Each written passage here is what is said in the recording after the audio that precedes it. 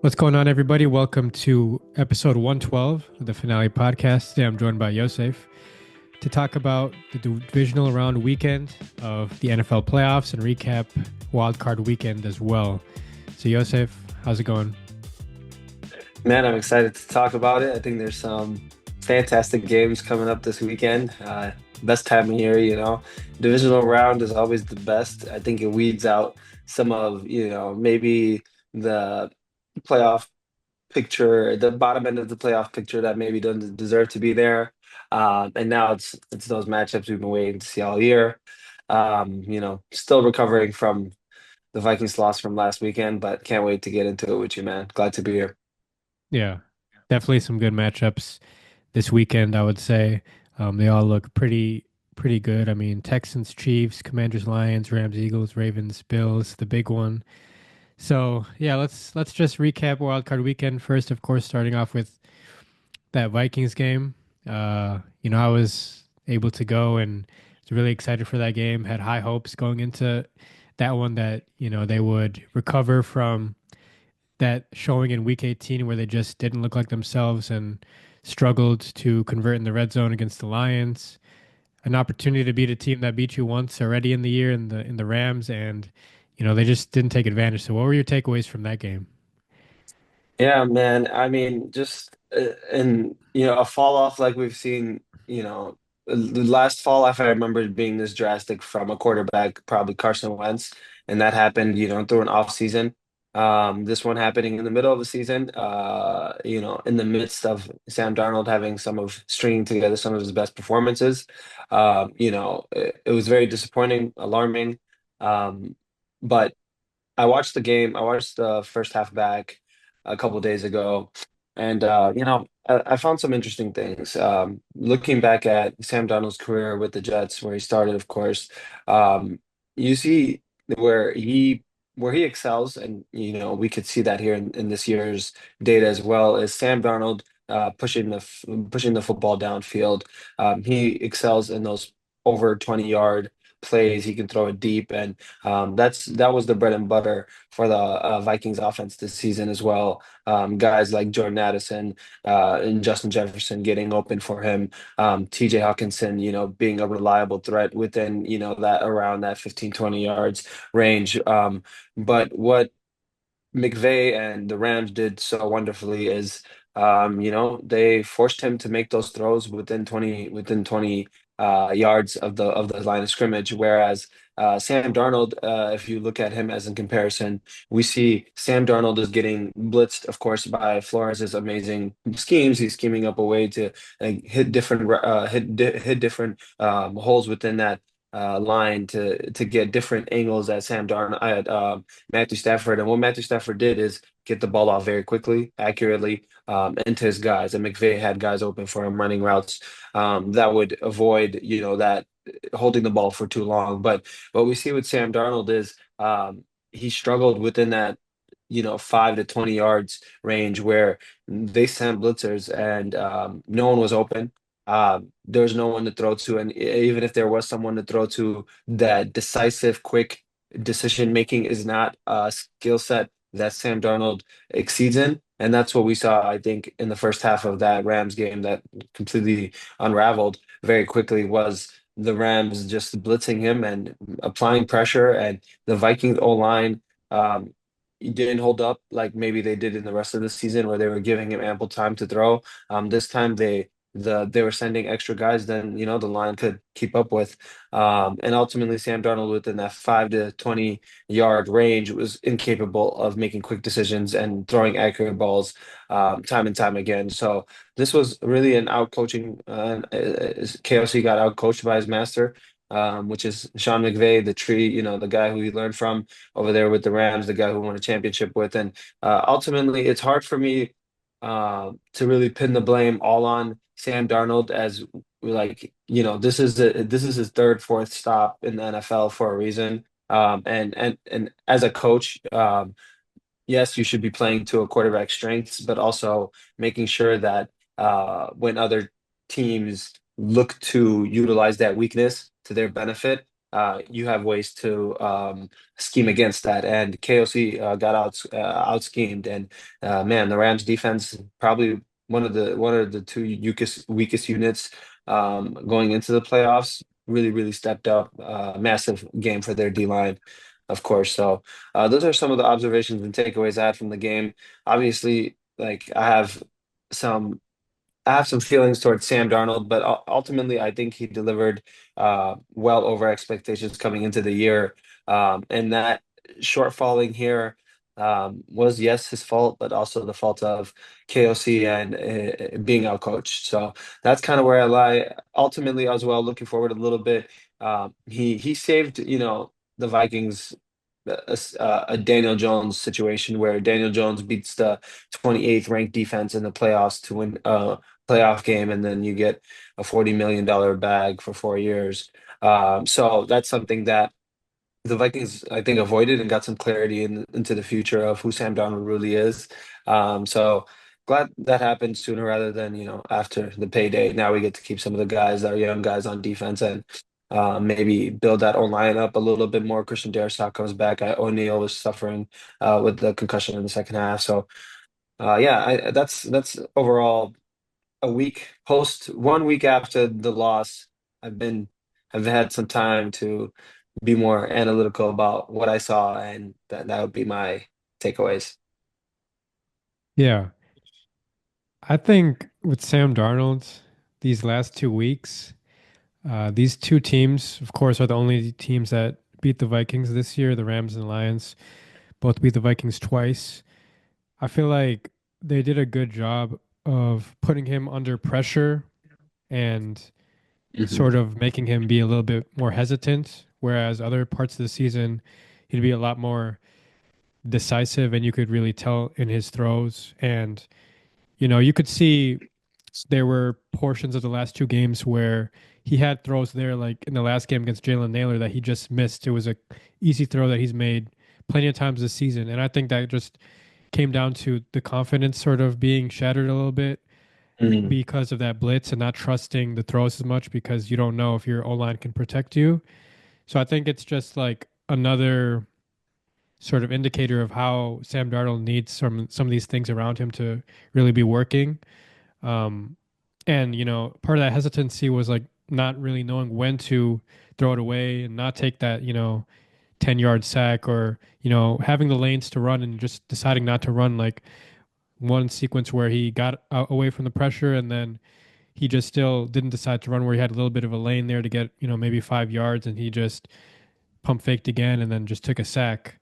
So I think it just came down to, you know, a number of things that contributed to that. The run game didn't get going at all, which of course allowed the pass game to become a little bit more predictable. And at that point, you're looking for a little bit more long developing routes, and you can't get long developing routes converted if you're not getting protected either. So, really good game plan from the Rams to kind of figure out what affects Sam Darnold. This was definitely a worse game from Sam Darnold than the first one that they played against each other earlier in the season, I would say. Just didn't look good and didn't look like what we've seen for most of the season.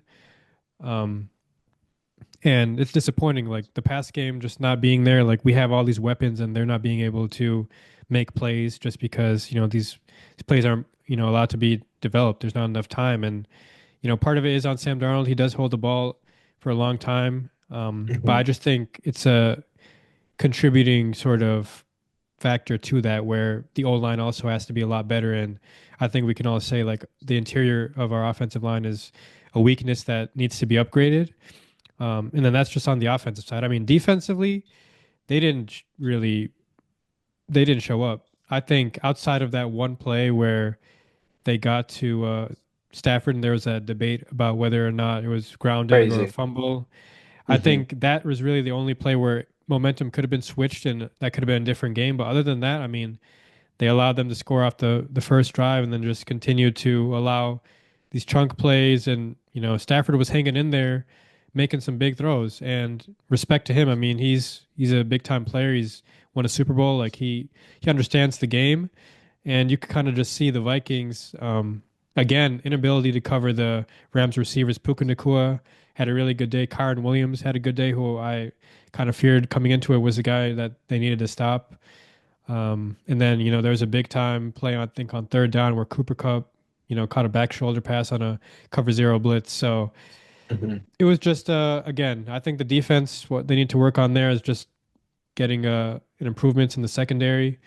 I feel like Byron Murphy is probably the best corner that we have, but I think the other guys struggle a little bit when it comes to man coverage at this point in their careers. So I feel like we need to improve on that side of the coin. And then the secondary as well, Cameron Bynum, he's a guy that, is a free agent now that I'm hoping that they bring back. Um, Harrison Smith, another guy who's, TBD on whether or not he returns. I think the front seven was amazing, and that comes down to the offseason additions that the Vikings made last year. So it was a really good offseason. So you can take that away from this season. But we just got to continue to improve the defense and be able to win big games because 14-3 doesn't matter, or 14-4 total on the season doesn't matter if you're not able to win the big game. So I think a number of things sort of contribute to it, as well as Kevin O'Connell just, not being looked like ready for what the Rams had to throw at him in terms of making some adjustments there. So frustrating game to be at. They didn't really get much going, and Yeah. disappointing end to the season. Yeah, to your point about the defense, I think when Flores does send that blitz, like you mentioned, the front seven does a great job at showing different looks and confusing the quarterback. But, there's no confusing after the snap. The confusion really comes with like beforehand, are you like, kind of covering what you're actually going to do. But once you get to doing what you're going to do, once the ball is snapped, Matthew Stafford is a whiz at recognizing it. And man, his decision making and decisiveness when you compare that to Sam Darnold's indecision and lack of um, awareness at that speed, it was really, really just interesting to look at. That dichotomy was something that I feared coming into this game when you look at an inexperienced first timer looking like Sam Darnold to a guy who's won the Super Bowl and Sam Bradford. I mean, Stafford. Um, um, we do need better one-on-one corners. I think Gilmore was a fantastic acquisition at the time. We needed a cornerback. He stepped in and played his part. But throughout the season, you could see him getting burned in one-on-one situations. And, he made a couple plays, but nothing, nothing nothing that was game changing, and if you are going to send blitz packages with your front seven, you need to be confident in your DBs and safeties to make the proper plays on the back end. And that was not happening. They were getting carved left and right. So that was disappointing to see. But man, KOC I think does deserve probably the bulk of the blame. Who like if we were to do like a blame pie, who are you cutting up pieces for? Because this needs to happen. It's like you said, 14-4 for what? hmm I think Kevin O'Connell bulk of the blame for sure. I mean, head coach, but also just because I think the game plan offensively didn't do us justice because I think we were not efficient outside of, you know, a couple plays here and there. I think the run game not going to, the way we expected affected a Hmm. lot of things. And I think we should have had better adjustments for that because, we kept trying to get other guys involved. Like the last 2 weeks for our receivers just hasn't been good enough. And I think we could have found ways to, be a little bit more productive offensively without trying to find those big time plays. Hmm. So yeah, definitely Yeah. up there. Flores, I think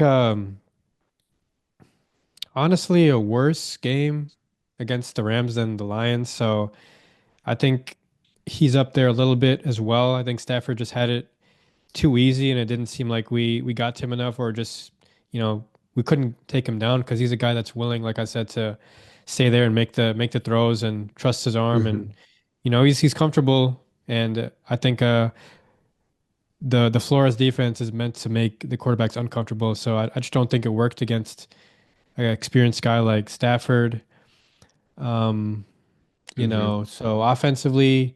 personnel wise, of course, Darnold, I think just first playoff game had some jitters there, and you could kind of see that he didn't look like the guy that we've been seeing all season long. Um, and didn't make the throws, didn't make some easier throws even, so just kind of looked like he was rattled a little bit. Hmm. Uh, and then defensively, like I said, I mean, just didn't seem like it was a very good effort or very good contributions from many of those guys. Got pressure at times, but didn't really get home enough. So I think it's a Yeah. team sort of thing where, obviously the quarterback gets the bulk of the blame a lot of the times and vice versa with the praise. But I think we just saw, you know, McVay sort of understand like, what it takes to win in a playoff environment. And O'Connell's still sort of trying to figure it out, still yet to get his Hmm. first playoff win. So, I'm looking forward to the future, of course, for the Vikings, but it's disappointing that, you go 14-4 and you're still not up to par with the top teams in the Yeah. conference. Yeah, it seems like sometimes the Vikings just don't know how to be bad to get a top 10 pick because, we could use the top 10 corner. I mean, like a cornerback in that top 10-ish, that premium. I don't know the last time we picked a cornerback in the top 10 to 12. Um, Xavier Rhodes, was he in? I think he was somewhere around there. Where was he? Uh, he was in the 20s. I want to say it Yeah. was Trey Waynes. Trey Waynes, yeah, yeah, you're right. I think that was 15, right? Trey Waynes. Yeah. Something like that. So, the Vikings never, this is not anything to really complain about, but really, really never bad enough to get some of that top tier talent on the defensive end where it would have been nice.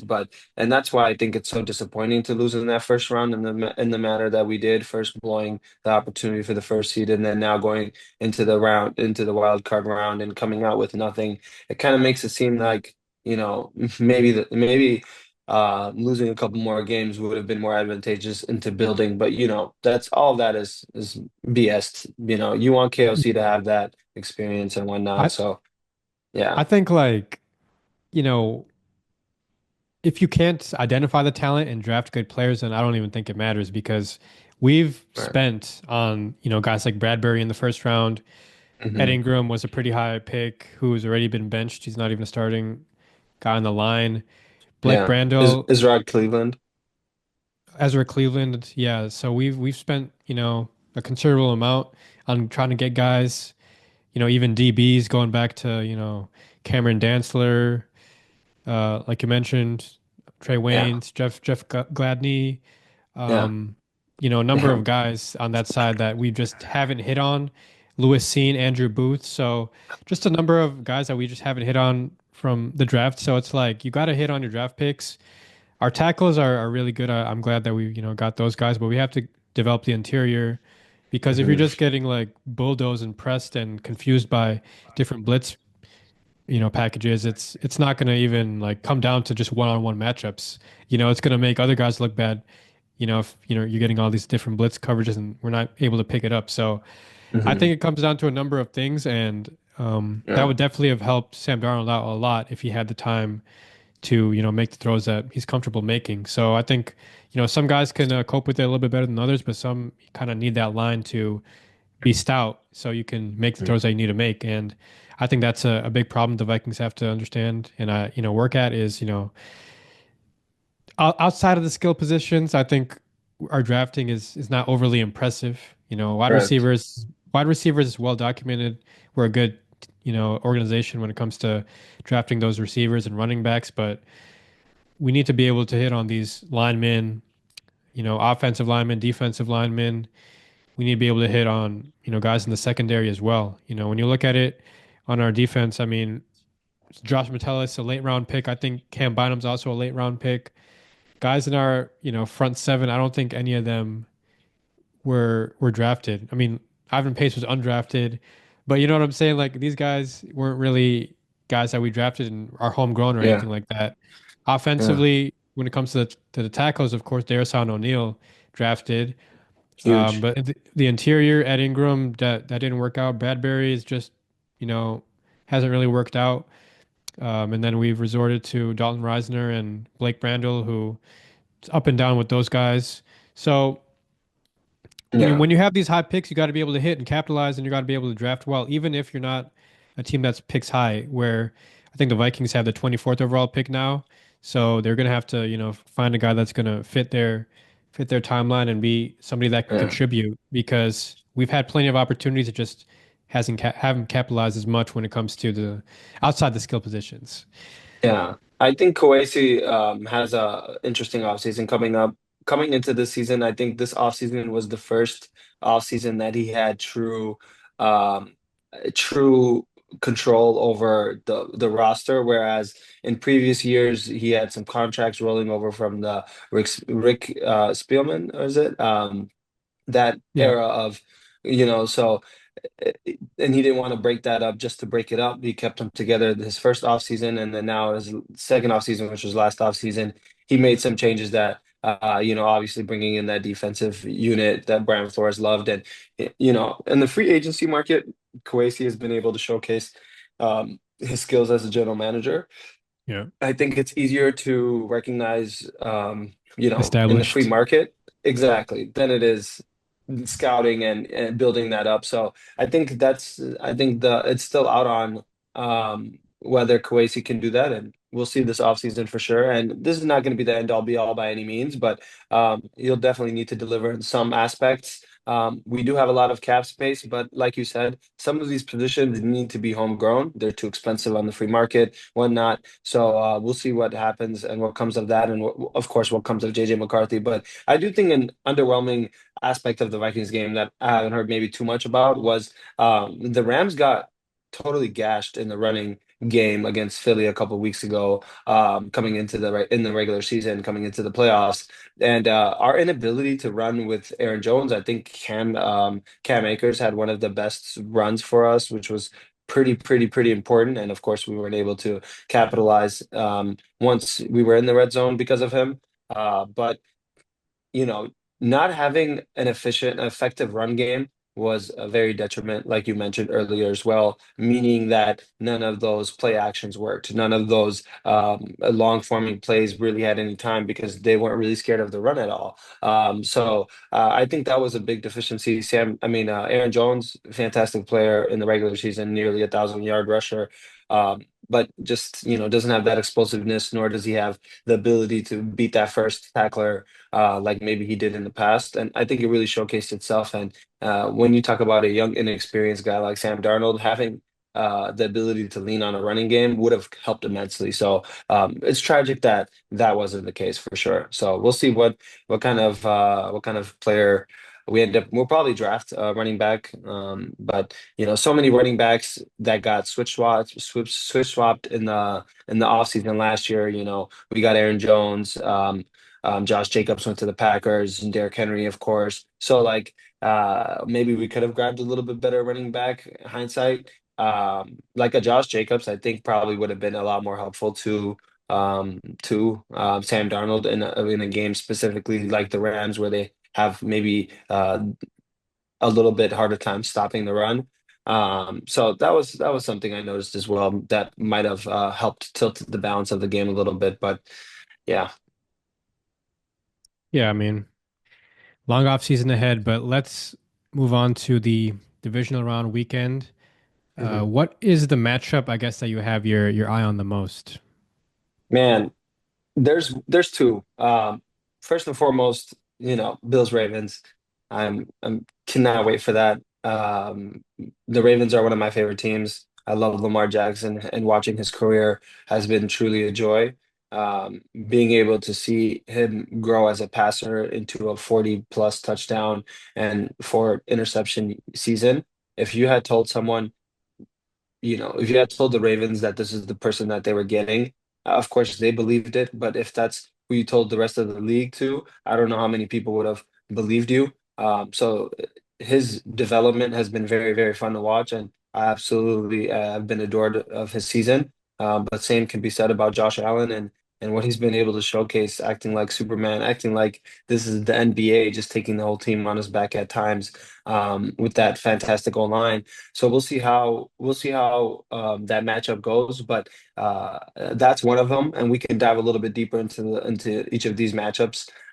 So that's the first one that, of course, I'm super hyped for. But the second one is, man, in that same vein, man, Jaden Daniels looked so poised last week, and I really want to see what that looks like against the Lions. Probably going to be somewhat of a shootout game. I think Vegas has it at uh, 55 total points, which is like roughly 27 points each. So that could be a fun shootout. I don't think Washington's defense will really be able to slow down the Lions. Montgomery, I think, is back for them. So, they'll probably control that game on the ground and then, do whatever they do off on top of that run game. But ultimately, I'm super excited to see how Jaden Daniel performs in that situation. Um, if I had a little bit more balls, I'd probably have a little bit of an upset there. But right now, the Lions are just rolling, and I don't think the Washington Commanders have the defense to really slow them down in a significant way to get the stop. So those are the two matchups that I'm super, super pumped for. One of them, I think it's the earliest game on Saturday, and then the other one is the later game on Sunday. So it's just a fantastic weekend coming up for me for football. What are some of the matchups you're looking forward to? Yeah. I'm looking forward to Commanders Lions. You know, like you said with Jaden Daniels, like just looked really impressive down the stretch in that game, putting, Zane Gonzalez in position to win that game for the Commanders. That's just a really impressive rookie season for him continuing, and looks like he's the offensive rookie of the year. Coming into this game, I mean, we all know what the Lions environment was like last playoffs where they played the Rams and the Bucks, and it was just crazy in Ford Field. Like, I'm interested to see how Jaden Daniels can cope with that environment, for his first world's second playoff game now. And, it's not going to be like it was in Tampa. Like Lions, obviously a dome stadium is just going to be a lot more compact, a lot more it's crazy, It's I just can kind of look back at week 18 and saw how it was. I mean, but last year against that Rams, that first playoff game the Lions had, I mean, that's what I think this is going to be like, and it's going to be interesting to see how the Commanders can deal with that. Not just Jaden Daniels, but like their whole team is inexperienced when it comes to playoff football. Last week got their first playoff win since 2005, I want to say it was. So it's going to be good football. I feel like. I think their offense can make some things happen because I don't really know if I see the Lions defense replicating what they did in Week 18 because that was like ridiculous what they were doing, and they're a team that's not been great defensively this year. So we'll see if that can continue. But I can see the Commanders having some success offensively, but defensively, I mean, Dan Quinn's got to get that unit, on top of things. It's going to be very, very difficult. Um, but they've got to just try their best to make some things happen here because that Lions team, like you said, is getting back David Montgomery on top of what Jahmyr Gibbs just did in his last game with 4 touchdowns. I mean, crazy run game, and then offensively with the receivers, man, anybody can hit you with a big play. So, and Jared Goff, I mean, like he's getting protected. That's the thing we talk about with Sam Darnold not getting protected. Jared Goff has the time, and he's willing to make the throws whenever the pressure is coming too. So, just a really good quarterback, and one of the top MVP candidates, even though he's not really giving the serious consideration for it. I think he's just had a really productive season. So that's a really enticing For game for sure. me to watch on Saturday night. And then, of course, Ravens Bills. I mean, these two quarterbacks have been in the MVP conversation all season long. Like, what's going to happen in that one? I really don't know. It's going to be in Buffalo. Zay Flowers is doubtful for this game again, Gotcha. so not going to be able to play. And we'll see if the Ravens' high-powered offense can travel and be productive, as well as their defense. Going against the high-powered Bills offense, who makes plays happen all the time. So it's just going to be a really good game. I feel like defenses can make a impact in this game as well, even if you might not think so. But offenses, I think both have tremendous talent. Even if the Bills don't look like it on paper outside of Josh Allen, they make it happen Mhm. too. So it's going to be a really good matchup to see who's able to Mhm. advance to the AFC Championship. Yeah. Texans Chiefs. Uh, yeah, I don't think the Texans can do anything in this game. I feel like they, like on the road, they're not nearly as good as they are at home. They've had some Mhm. big time wins at home in the past couple of years, but when they come to, having to go on the road, I just don't see it happening. So, I did pick the Chargers to win last week against the Texans. That didn't happen, but I just don't think they're going to be able to go to Arrowhead and make it happen against the experienced Chiefs team. And then Right. Rams Eagles, real quick. I just feel like Rams are an experienced team, sort of a sneaky team. Everybody kind of thought about coming into the playoffs. A lot of people actually picked the Rams to beat the Vikings. So I can see them, making some things happen, especially defensively with the way the Packers were able to limit some things for the Eagles offense last week. But they're gonna have to make it happen offensively, and Stafford's gonna have another big game. We saw Hmm. Jordan Love throw 3 picks against this Eagles defense last week. I think Stafford's better than that. I think he's gonna be able to recognize the strengths, especially in the interior of that defense, to make a lot of pressure happen on Stafford. But I feel like Stafford's gonna make it happen for himself, and Nakua and those receivers are gonna have a big day. But I could see them struggling if Kyron Williams is unable to get it going because he's become a really important piece for them this season. Yeah. Yeah. A lot of that is, I think the most interesting thing about if the Rams have any hope in beating the Philadelphia Eagles is going to be forcing Jalen Hurts to throw the ball. Last week he was doing a lot more of that rushing role, coming back, from that concussion. I don't know how 100% back he was last week. I'm hoping he's a little bit better. But the only way I think the Rams do have a chance is by stopping that run. Excuse me, by stopping that run game. That run game for Philadelphia, of course, lethal, one of the best running backs in the league, and Saquon Barkley having one of the best seasons we've seen in a very long time.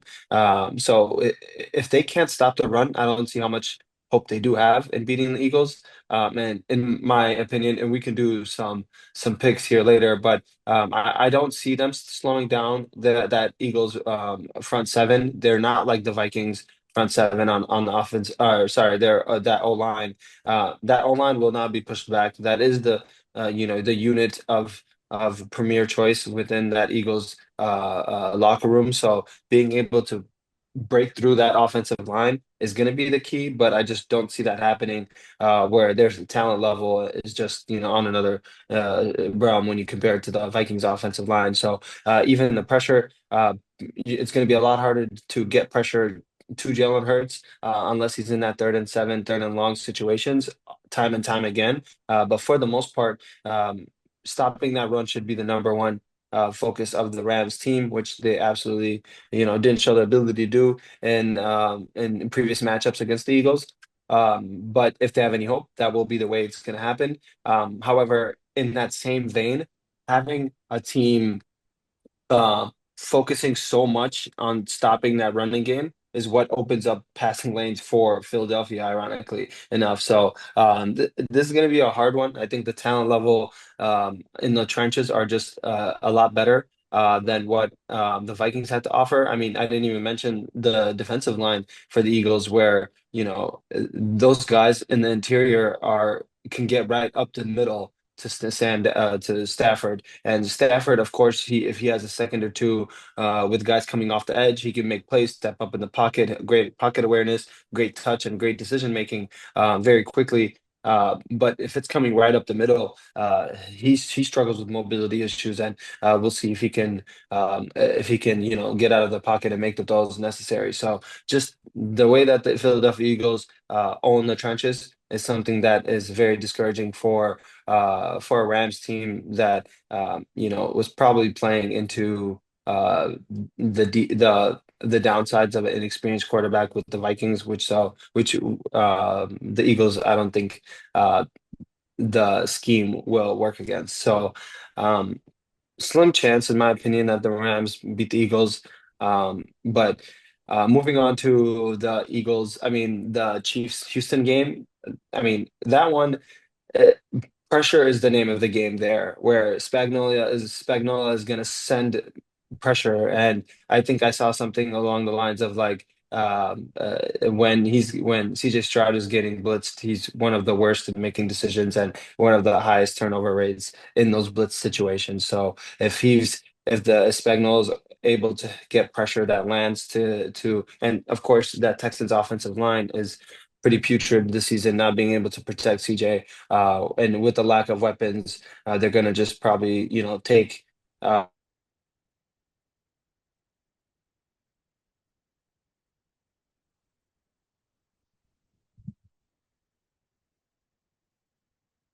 else to beat you while getting pressure to CJ Stroud is going to be very difficult. So I do think that the Chiefs are going to run away with that one. But do you see any upsets this week? I think we picked all of the favorites so far based on how we're talking. And maybe if you don't see an upset, which team has the most chance to upset? I mean, Ravens, Bills. I think the Bills are technically dogs at home, so. Yeah. That's probably the best pick, but that's a flip of a coin, really. I'd pick the Rams as my upset if I had to pick an upset, because I feel like Matthew Stafford is just not going to have a bad game. He doesn't have many bad games when it comes to playoff football and, very experienced quarterback. So I can see, we saw last year where the Rams went on the road to Ford Field and, made that game pretty competitive. So I can see Matthew Stafford having some success here against the Eagles and making that game competitive for sure. So if I had to Hmm. pick an upset, I'd definitely pick the Rams upsetting Yeah. the Philadelphia Eagles. Yeah, I think in order for that to happen, Kyron Williams will need to have a game, force that defensive line and think twice about, all out blitzing or just rushing the passer with that ferocity that they showed against Sam Darnold. If Kyron Williams, I mean, not against the Vikings, but against the Rams a couple of weeks ago in the regular season. So we'll see how it goes. Kyron Williams will definitely have to eat for that. Me, I don't really see an upset this week. Bills Ravens, of course, should be a coin toss. But man, Jaden Daniels, there's just an element to him that's like, why are you this good as a rookie? Like, why are you so poised? Where's that coming from? So it probably doesn't have the running game. It probably doesn't have the defense to compete in that game, but you know, it should be interestingly interestingly competitive. I think more so than maybe people think, but upset probably not. But definitely keeping a fun eye on that one because it's going to be a good one. Yeah, they just need the pass game to, be productive because I feel like sometimes it's not, and McLaurin's going to have a big game for sure for, them to have any chance at all of, making that one a game. But Yeah. yeah, with the Rams, I can kind of see it with the Rams though, because it's just like they have weapons Hmm. offensively, and I can almost see it to where like their pass game opens it up for their run game, Hmm. so I can see it that sort of thing working out too, because like you Hmm. mentioned, I mean, the the defense, the front seven of the Eagles is serious. So I can kind of see McVay recognizing that and, being a little bit creative where, you look at the head coaching matchup last week of O'Connell and McVay. I can also see McVay kind of getting the best of Sirianni in this one, when it Hmm. comes to scheming his team up for open play. Yeah. So yeah, Yeah. it'll be interesting. I think you make great points for that upset. Frankly, like I came in here not seeing it. You're providing a good case for why that's probably the best upset this year. I mean, this round of the playoffs. But watch us next week talk about how Houston beat the Chiefs. That'd be a crazy one. The Texans have never been to an AFC championship, so I'm pretty Really? confident. Yeah, I'm pretty Wow. confident in my pick. Wow, that's crazy. I didn't know that, but CJ Yeah. Stroud having a majestical run again after we thought he was dead, that'd be funny. Yeah, I mean that'd be historic, Yeah. So we'll see if that happens. I just don't think the Chiefs are losing. I actually did Yeah. my playoff picks last week, and I had the Chargers beating the Texans and also beating the Chiefs. So Um, that obviously didn't go in my favor. So I kind of was no. picking against the Chiefs just because the Chiefs are like not really looking overly impressive this season, but they're still I think only one loss on the year. Hmm. But Hmm. I just feel like Yeah. they have just like the experience advantage over the Texans by a wide margin. And, Hmm. defensively, like you mentioned, they can create a lot of issues for CJ Stroud, and it's going to have to be a really big day for Nico Collins once again and Joe Mixon. Yeah. Yeah. One last thing. I don't think we dived too deep into that Ravens Bills matchup. Yeah. Um, I think to touch on that a little bit more, how I see that coming about, I think is that O line for the Bills has been something. It's been good. It's been a good highlight of that team. But I don't know if you noticed this wrinkle, but they're a little light. They're a little light, and um, we'll see how they match up with maybe Ravens defense that's been rolling a little bit. And then on the inverse side, the D line for the Bills is probably not the heaviest crew as well. And you know how the Ravens will trot out 12-man person. I mean, what do you call it when you have two tight ends out there ready to, fortify that O-line and get Derrick Henry running downhill with, Jackson doing that read option. I think any chance the Bills have in winning this game will I think it's a snow game as well. We'll be forcing Lamar to throw, funny enough, after praising his throwing abilities, and that's less so a criticism of his inability to throw or anything like that, as he showcased one of the best seasons in NFL history throwing the ball this year. But it's just that if Derrick Henry gets rolling, it's going to be almost an impossible way to win that game. Derrick Henry, when he gets rolling, what that does is it makes the read option very deadly. It makes all of the wide receivers, even if Zay Flowers is not there, it makes them open. And again, you'll have two tight ends on the floor on the field, and we've seen how he's been able to use the athleticism of Likely in those one-on-one situations, coming a little bit later in the play, and the veteran experience of Andrews in that middle intermediate area of the field. So man, if the Bills can't stop, I don't think they're really designed to stop the run. And this is probably the worst matchup when it comes to that aspect, where it's most imperative to stop the run. So we'll see how that goes. If the Bills want to beat the Ravens, I think it predicates on bringing the king down. What do you think? Yeah, no. I mean, that's obviously the X factor. Derrick Henry has been instrumental for that team all season long. Uh, the Ravens already beat the Bills earlier on in the year. Of course, that was in M&T Bank Stadium, so it's going to be a lot different going to play this game against the Bills on the road. That gives the Bills an advantage, of course. And, Mhm. you know, I think it's easy for me in my head to sort of underestimate the Bills coming into this game, but I just feel like they look so good offensively right now. And defensively, they create pressure on quarterbacks as well. So I think clearly the X factor is Derrick Henry in this game. So you got to stop the run, but you also got to make it tougher on the receivers of the Ravens to not be productive as well. I know Rashad Bateman had a touchdown last week. If I'm not mistaken, so did Andrews. I know he's been on a touchdown streak of recent, but you got to make sure that those guys aren't effective, and you also got to make sure that Lamar is not making things happen too, because you Yeah. know that's a tall task to expect all of them to do those sort of things. But like you mentioned with making Lamar throw, I think he's also shown he's capable of doing that. So I think it's going to be a tall task, regardless of trying to figure out how to stop um, the Ravens. But I think the easiest thing you can do is try to figure out how to stop Derrick Henry, and it makes it much easier for you to stop the offense of the Ravens. But you Uh, know, I really do think, like you mentioned earlier, it's a coin toss. It can go either way with this one. I don't count out the Ravens whatsoever, being on the road. I think they can make it happen if they're at home. I think they'd be favorites.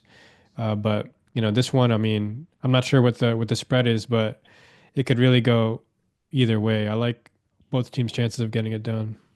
Yeah, for sure.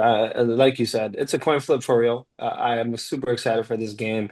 Um, this is the game for, the Arrowhead Invitational. They call it nowadays. Yeah. So, So we'll see how that goes. But I'm super excited. I'm super excited to see those two teams, those two MVPs going at it for a chance to play the defending champs to make it to the Super Bowl. But I do think that if the Bills probably match up a little bit better with the Chiefs, kind of looking forward a little bit.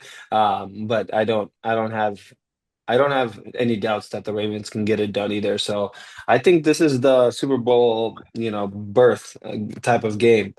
Hard to say that with the Chiefs, just Yeah. looking so unbeatable, Yeah. but this is it, if any. So Yeah. probably the It best game of the gives playoffs, frankly. no, without a doubt. I mean, this is the biggest game, the latest game, for a reason on Sunday. Mhm. So it makes a lot of sense. But yeah, the Chiefs are obviously going to be, I don't want to disrespect the Texans at all, but safe to say the Chiefs will be waiting on this winner of this game and seeing who's going to come to their house to, get another shot at trying to take them down. But it can go either way in this Bills Ravens game. I'm definitely going to be tuned into that. The Ravens are going to be the team I'm going to support for the rest of the playoffs. So hopefully that Yeah, lasts a little bit. Because me I do too. want to see, Me I too. want to see Lamar get it done, man. I want to see Lamar Me get that too. ring. He's got the MVPs. I want to see him get to the Super Bowl. I want to see him get a Super Bowl MVP and a ring. So I feel like it's a long time coming for that. We'll see if he can Yeah. get one step closer on Sunday. Yeah, same. I agree. That's the team. Purple dies else in the NFC and purple rises Yeah. in the AFC. So let's go. Man, I love Josh Allen too, but Yeah. I think his season this year, this team, he finally got that running back we've been asking for. Oh man, I can just see the wide receivers selling him the game. Like that's the only way that the Ravens lose, in my opinion, is you completely stuff the run, force him to throw, and then one-on-one, these guys can create separation. And now no purple left in the playoffs. We'll see what happens, man. But that was everything we got for episode 112 of the Finale Podcast, Yossef. Always appreciate having you on and looking forward to the next one. Yes, sir. Peace. All right. Peace.